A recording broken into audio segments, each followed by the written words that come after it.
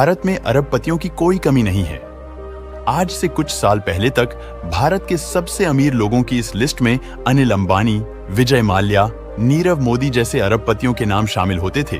लेकिन वक्त ऐसा पलटा कि आज ये सभी बिजनेसमैन अरबपति से सीधे रोडपति हो चुके हैं। कुछ साल पहले तक ये अरबपति हर दिन अरबों रुपए कमाया करते थे, लेकिन आज पाई पाई को मोहताज हैं। आज हम बात करेंगे उन भारतीय अरबपति लोगों की जिन्होंने एक समय पर दुनिया की सारी दौलत शोहरत देखी और अब उनका ये हाल है, दुनिया भर की पुलिस उनके पीछे है। वीजी सिद्धार्थ। इस लिस्ट की शुरुआत करते हैं एक ऐसे इंसान से जिसने पूरे भारत को क्लासिक कॉफी के जायके से रूबरू करवाया।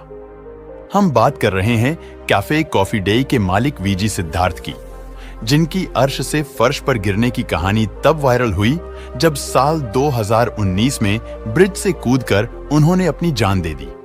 मरने से पहले अपने सुसाइड नोट में वो साफ कर गए कि एक एंटरप्रेन्योर के रूप में वो फेल होने और प्रॉफिटेबल बिजनेस नहीं बना पाने के चलते उन पर प्रेशर रहा और इसी से तंग आकर उन्होंने मौत को गले लगा लिया।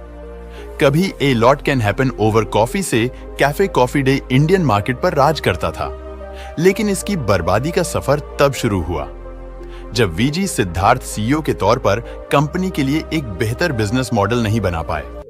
ऐसे में साल दर साल कंपनी कर्ज में चली गई और उसी प्रेशर में उन्होंने अपनी जान दे दी।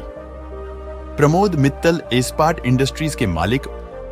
प्रमोद मित्तल का नाम आपके लिए नया हो, लेकिन इस हस्ती की सक्सेस का अंदाजा इस बात से लगाया जा सकता है कि यूके ने कभी इन्हें सबसे रईस लोगों की लिस्ट में शामिल किया था, लेकिन ये शानो शौकत और इज्जत कुछ ही सालों में धुआं हो गई।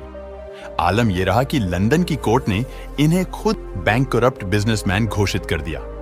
दरअसल फ्रॉड केसेस के चलते प्रमोद मित्तल के नाम कंट्रोवर्सी हमेशा से रही, लेकिन ये मुसीबत में तब फंस गए जब साल 2020 में ये मोरगेट इंडस्ट्रीज यूके लिमिटेड के 1348 करोड़ रुपए नहीं दे पाए।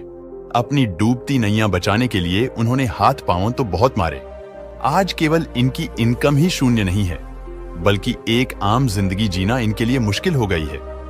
मेहुल चोकसी आज एंटीगुआ एंड बारबुडा जैसे देशों में छिपकर रहने वाले, लेकिन एक वक्त ऐसा भी था जब पैसा, रुतबा और शानो शौकत अपनी जेब में लेकर फिरता था ये बंदा।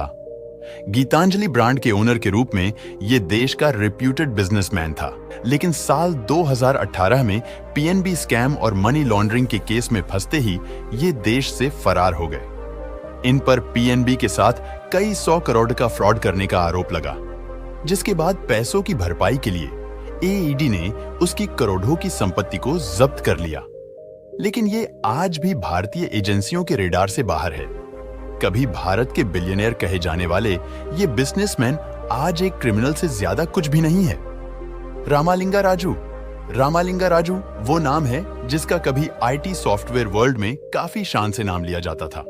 इन जनाब ने 1987 में सत्यम कंप्यूटर सर्विस कंपनी की शुरुआत की और फिर तरक्की की ऐसी राह पकड़ी कि 2008 तक इनकी कंपनी का टर्नओवर $2 बिलियन का हो गया। ये भारत की 4th लार्जेस्ट आईटी सॉफ्टवेयर के रूप में उभरी। ऐसे में जब एम्प्लॉइज कंपनी को नंबर 1 पोजीशन पर लाने का सपना देख रहे थे, इन्होंने अपने इन्वेस्टर और शेयर होल्डर को काफी समय तक धोखे में रखा और हजारों करोड़ रियल एस्टेट में लगा दिए। लेकिन जब इसमें इनका सारा पैसा डूब गया तो ये फ्रॉड पूरी दुनिया के सामने आ गया। ऐसे में साल 2015 में रामालिंगा राजू को फ्रॉड और फंड मैनिपुलेशन के केस में जेल जाना पड़ा। विजय माल्या एक इंडियन बिजनेस में राज्यसभा एमपी और सक्सेसफुल किंगफिशर एयरलाइंस के मालिक के रूप में विजय माल्या कभी किंग और गुड्स टाइम्स भी कहलाए जाते थे। भारत के टॉप बिजनेस मैन की लिस्ट में उनका नाम काफी शान से लिया जाता था। शराब बेचने से लेकर आईपीएल टीम खरीदने तक चारों ओर उनकी ही शोहरत छाई रहती थी। लेकिन ये सब कुछ छू मंत्र हो गया। उन्होंने एक या दो नहीं बल्कि देश के 17 बैंकों से करीब 9,000 करोड़ रुपए का घोटाला किया और घाटे के जाल में वो कुछ ऐसा फंसे कि बुरी तरह से बैंकरप्ट हो गए और आखिर में देश छोड़कर फरार हो गए। नीरव मोदी। डायमंड के बादशाह कहे जाने वाले नीरव मोदी कुछ साल पहले तक फोर्ब्स बिलियनियर की लिस्ट में अपनी दावेदारी रखते थे। $1.8 बिलियन के साथ अपने डायमंड के लिए दुनिया भर में मशहूर थे।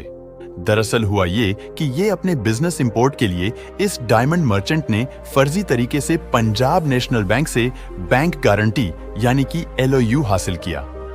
इसकी मदद से उन्हें कर्ज तो मिल गया, लेकिन इसे चुकाने में उनका बंटाधार हो गया।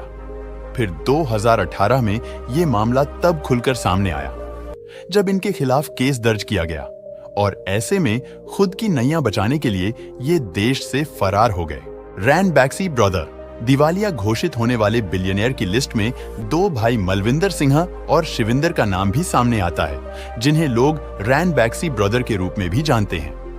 ये दोनों ही अपने दादा से मिली कंपनी रैन बैक्सी लैबोरेटरीज में 33% की हिस्सेदारी रखते थे। कंपनी का नाम इतना ज्यादा था कि 2008 में इनका टर्नओवर लगभग $2 बिलियन के करीब था। दोनों भाइयों से उम्मीद थी कि ये विरासत में मिले बिजनेस को दोगुनी रफ्तार से बढ़ाएंगे, लेकिन हुआ ये कि दोनों भाई की बैड इन्वेस्टमेंट और वर्स्ट बिजनेस आइडिया से कंपनी कंगाल हो गई।